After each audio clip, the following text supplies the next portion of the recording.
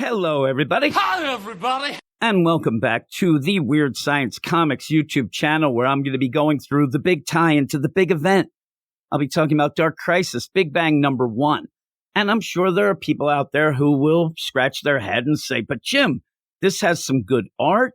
There's some fun to be had seeing this new layout of the new multiverse, and that's fine and dandy. But as a tie-in to the event, as a tie-in to Dark Crisis on Infinite Earths, I think this is an epic fail and actually does expose the big event for the nothing burger that it really is, while also treating one of the biggest, baddest, best villains of the DCU like a stupid chump. But before we get into the video, please subscribe to the channel, like this video, activate and enable them notifications, but please let me know what you think of Dark Crisis Big Bang #1 in the comments below. And we'll start with the credits. The Dark Crisis Big Bang #1 is written by Mark Waid, with art by Dan Jurgens, Norm Rapmund, Federico Blee, and Troy Patiri. And the issue opens with Barry Allen Flash all pissed off. He's in the House of Heroes. He looks so pissed off, saying he's looking for the man who murdered him. Now, if you are reading the event, I think that a lot of people's heads will go to Pariah. The idea of the murdering going on in this event, it was Pariah who, quote unquote, murdered the Justice League. That's not the case, though. We will find out in a moment who he is talking about in almost like a casual throwaway deal. But before that, you have Barry trying to explain the concept of Infinite Earths to Kid Flash Wallace West, who was there with him. And get this, instead of finite Earths, there are infinite Earths. I mean, mind blown. That's it. I expected Wallace to just sit there scratching his head going, infinite Earths?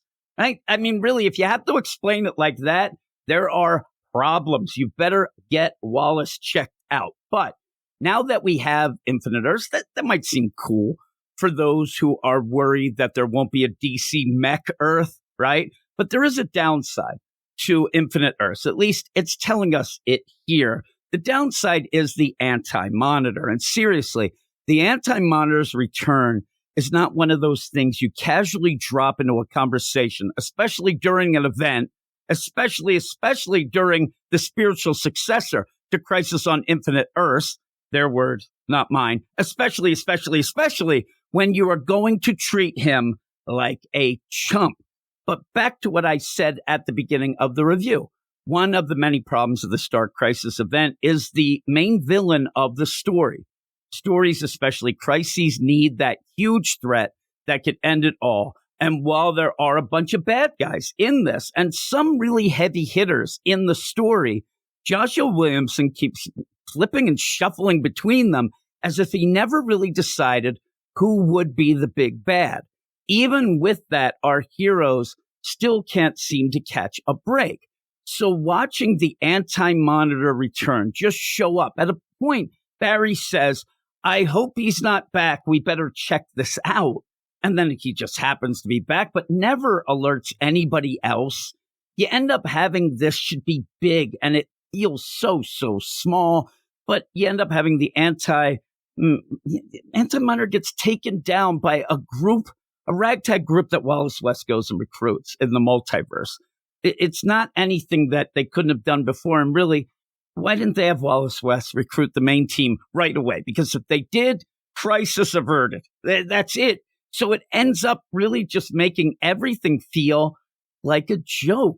And besides that, this issue was just a way to show readers how great an expanded multiverse will be, with new favorites like Deceased, DC versus Vampires, and the Jurassic League joining old favorites like Earth 3's Crime Syndicate, Batman Beyond's Earth 12, among others. So if you are a fan of these new stories, I don't know if that's going to get you excited.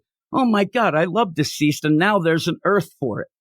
Does that get anybody? And if DC thinks the biggest thing that needed fixing and why you need a crisis is to fix the multiverse, then they are more tone deaf than any of us could ever imagine.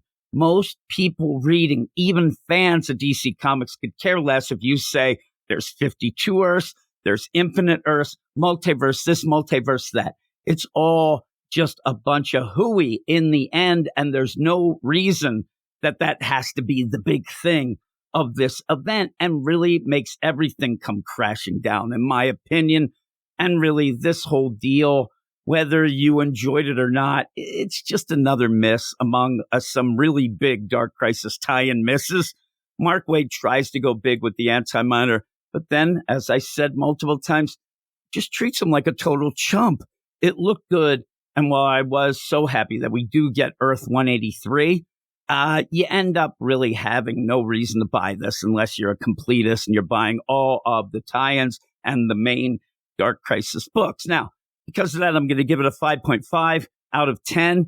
And by the way, Earth 183, if you're wondering, that's the Earth where Superman was raised by apes from Superboy 183. Get it? There you go. That's what we get here. So, hey, I'd love to hear what everybody else thought of this. I'm losing my voice right now, so I will end this by saying, please subscribe to the channel, like the video, and then enable the notifications. And once again, please let me know what you thought of Dark Crisis Big Bang #1 in the comments below. Go read comics. You are all weirdos.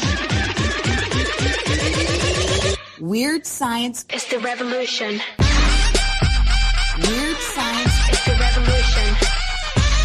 Weird science is the revolution.